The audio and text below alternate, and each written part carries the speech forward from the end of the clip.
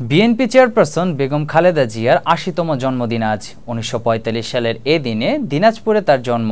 দিনটি উপলক্ষে বিএনপি দোয়া মাহফিলের কর্মসূচি ঘোষণা করেছে। গত কয়েক বছর এই দিনে বিশেষ কোনো কর্মসূচি পালন করেনি দলটি।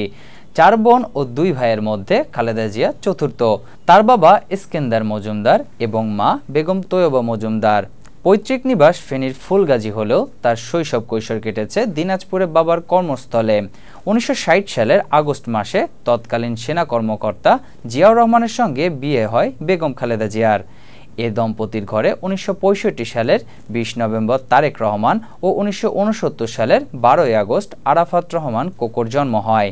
১৯৮১ সালের ৩০ মে তৎকালীন রাষ্ট্রপতি জিয়াউর রহমান চট্টগ্রাম সার্কিট হাউসে একদল বিপদগামী সেনা সদস্যের হাতে নিহত হন। এর পরপরই জিয়াউর রহমানের গড়া বিএনপির রাজনীতিতে আসেন খালেদা জিয়া। তিনি ১৯৮২ সালের ২ জানুয়ারি বিএনপির প্রাথমিক সদস্য হন। স্বৈরাচার এরশাদ বিরোধী আন্দোলনের পর ১৯৯১ সালে তিনি বাংলাদেশের প্রথম নারী প্রধানমন্ত্রী নির্বাচিত হন। এ পর্যন্ত ৩ দফায় প্রধানমন্ত্রী হয়েছেন খালেদা জিয়া।